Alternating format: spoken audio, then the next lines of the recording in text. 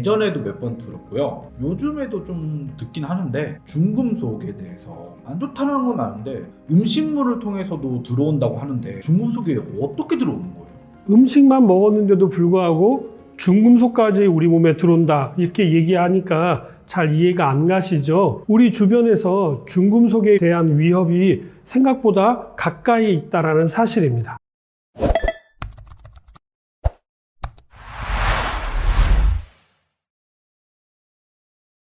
음식물을 조리하는 조리기구에서부터 유인되는 것입니다. 가장 대표적인 게 코팅이 되어져 있는 후라이팬이라든지 아니면 전기 밥솥의 내열솥입니다. 코팅이 된 후라이팬이나 밥솥에는 수명이 있다는 사실 알고 계시나요? 적어도 3년에서 4년 정도가 지났다고 한다면 이런 코팅팬들은 바꿔주시는 것들을 권장해 드리고 있습니다. 어쩌면 이 영상을 보고 계시는 분 중에서는 시집 올 때 또는 결혼했을 때 장만한 후라이팬을 아직도 쓰고 계신 분들이 분명히 계실 텐데요. 지금 당장 바꾸셔야 합니다. 제가 왜 이렇게 강력하게 말씀을 드리냐면 코팅이 되어져 있는 부분이 벗겨져 있다라고 한다면 또는 그 기능을 잃어버렸다고 한다면 벗겨지지 않았다 하더라도 프라이팬은 꼭 교체를 하셔야 됩니다. 코팅 자체는 우리 인체에 무해하지만 이것이 벗겨졌을 때는 오히려 유해한 쪽으로 바뀌게 되고요. 심지어는 암을 일으키는 발암 물질도 나올 수가 있다는 사실이죠. 코팅이 되어져 있는 후라이팬이나 내열솥은 반드시 3년 정도 쓰셨다면 멀쩡해도 교체하시는 것들을 권장해 드립니다. 다음 두 번째는 가정에서는 많이 사용하지 않지만 식당에서 아주 많이 사용하는 양은 냄비입니다. 찌개라든지 아니면 라면 같은 거 끓일 때 굉장히 많이 사용하시는 거 알고 계시죠? 양은 냄비는 첫째는 가볍고 둘째는 전도율이 높아서 빨리 끓기 때문에 음식의 본연의 맛을 잘 유지하면서도 조리가 잘 되는 용기가 바로 양은 냄비이기 때문에 많이 사용하는 거죠. 양은 냄비의 주 원료는 알루미늄입니다. 알루미늄 자체는 우리 인체에 무해한 것으로 알려져 있기 때문에 굉장히 많은 조리기구라든지 아니면 의료기구에도 활용되어지는 부분들이 분명히 있는데요. 최근에는 이러한 알루미늄이 녹아서 우리 몸속으로 들어오게 되면 여러 가지 문제를 일으키는 것으로 알려져 있습니다. 특별히 뇌신경계에 굉장히 많은 영향을 미치는 것으로 알려져 있는데요. 그래서 빈혈이 오는 경우도 생기고요. 또 어지럼증이라든지 구토 현상이 일어나는 경우도 점차 증가한다라고 하고 있습니다. 그 밖에 뇌신경계에도 영향을 미치다 보니까 치매하고도 무관하지 않다라는 연구 결과가 나왔다라는 사실이죠. 그래서 이 양은 냄비도 과열을 하게 된다거나 아니면 또 김치찌개나 된장찌개 같이 염기가 많은 식품들을 조리했을 때는 이런 알루미늄이 녹아 나올 수 있다는 사실도 꼭 기억하시기 바랍니다. 가정에서 사용하실 때는 양은 냄비보다는 스테인리스 냄비를 이용하시는 것들을 적극 권장해 드립니다. 맛있게 먹은 김치찌개에 맛있게 먹은 알루미늄도 있을 수 있다라는 거죠. 다음 세 번째인데요.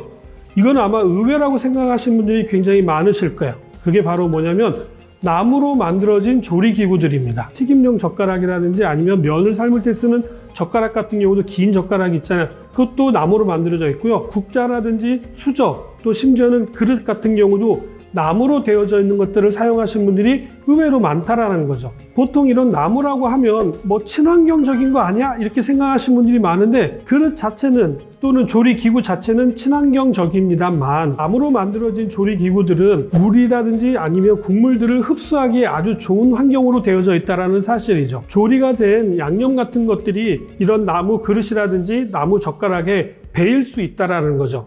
그리고 이렇게 배어져 있는 양념은 가볍게 세척을 한다고 해서 쉽게 빠져나오지 않는다는 것도 문제가 되고요. 또 나중에는 어떤 일도 벌어질 수가 있냐면 세제도 이 안으로 흡수가 돼서 잘 빠져나오지 않는 일이 일어날 수 있다는 거죠. 나무 조리기구의 가장 큰 단점 중에 하나는 이러한 것들을 많이 흡수하다 보니까 세균 번식하기가 굉장히 쉽다라는 거죠. 아무리 겉을 깨끗하게 닦아놨다 하더라도 안쪽에는 세균이 번식할 수 있다는 단점이 있다는 것입니다. 친환경적인 건 사실입니다만 이런 것들이 배일 수가 있기 때문에 주의가 필요하다고 말씀드렸는데요.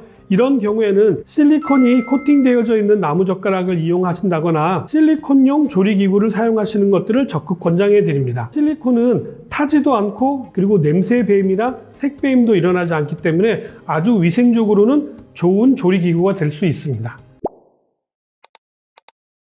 다음으로 요즘 가정에서는 의외로 많이 사용하고 있는 게 바로 뚝배기인데요. 이러한 뚝배기도 흙으로 만든 거니까 친환경적인 게 아니냐라고 생각하시는 분들이 굉장히 많습니다만 그렇지 않습니다. 단점은 금이 가거나 깨져 있을 경우에는 사용하지 않는 것들을 권장드립니다. 뚝배기를 만들 때는 유약을 발라서 구워서 만들어지는데요. 유약 성분 안에는 굉장히 많은 중금속이 들어있을 수 있기 때문입니다. 금이 가거나 또는 벗겨져 있을 경우에는 그곳을 통해서 중금속이 유출될 수가 있고요. 나무로 만든 조리기구처럼 흙으로 만들어져 있기 때문에 여러 가지 국물 같은 거라든지 양념을 흡수하기에 아주 좋은 재질로 되어 있다는 사실이죠. 특별히 한 실험에서는 빈 뚝배기에다가 물만 넣고 끓였는데도 불구하고요, 세제 거품이 엄청나게 많이 나오는 것들을 보여주는 영상을 본 적이 있습니다. 그렇기 때문에 혹시 식당에서든 가정에서든 금이 가거나 깨진 뚝배기를 보시거든 꼭 식당 주인에게 말씀하셔서 교체하시기를 권장하셔야 합니다. 작은 참여가 많은 사람들이 그 음식을 드실 때 건강하게 드실 수 있는 방법이 될 수 있다고 생각합니다.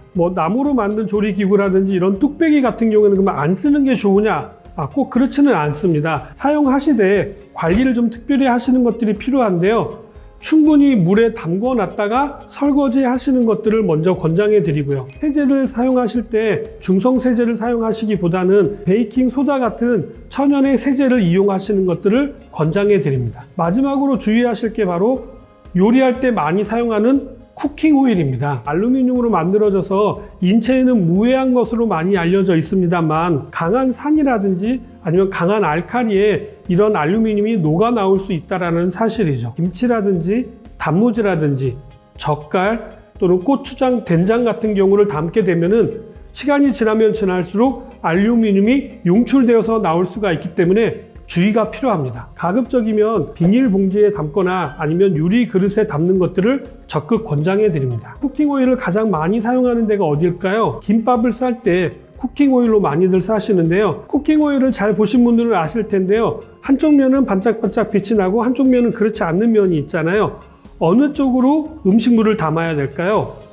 반짝반짝 빛나는 쪽이 음식물이 닿도록 포장을 하시는 것들을 권장해 드립니다. 왜냐하면 반짝반짝 빛나다라고 하는 것은 그만큼 표면이 고르다는 얘기인 거고요. 그만큼 음식물이 잘 배이지 않는다라는 얘기입니다. 그런데 많은 분들이 반짝반짝한 것을 바깥쪽으로 보여주는 쪽으로 싸시는 경우가 굉장히 많은데요. 이 영상을 보시는 분들만이라도 쿠킹 오일에 음식물을 담으실 때는 꼭 반짝반짝 빛나는 곳이 음식물이 닿도록 쌓는 것들을 권장해 드립니다. 오늘 특별히 음식물 가운데 그 중에서도 조리기구 가운데서 중금속 같은 것들이 많이 용출된다는 사실 알게 되셨죠? 집에 있는 후라이팬 꼭 한번 다시 점검해 보시고 냄비 점검해 보시고 나무로 만들어져 있는 조리기구라든지 뚝배기로 만들어져 있는 조리기구들을 잘 살펴보셔서 교체할 시기가 되었다라고 하신다면 빨리빨리 교체하시기를 권장해 드리고요. 관리를 잘 하시면 오래 쓰실 수도 있기 때문에 관리를 잘 하시는 것도 중요하다고 말씀드릴 수 있겠습니다. 쿠킹 오일도 적절하게 잘 사용하시면 간편하게 사용하실 수가 있기 때문에 무조건 유해하다는 뜻은 아니지만 관리를 잘해서 쓰시면 도움이 될 수 있다는 사실입니다. 오늘도 어떻게 좀 도움이 되셨나요? 우리 주변에서도 의외로 중금속에 오염될 수가 있다는 사실 꼭 기억하시면서 이런 것들을 잘 관리해 주시길 바라며 저는 다음에 다시 찾아뵙도록 하겠습니다. 감사합니다.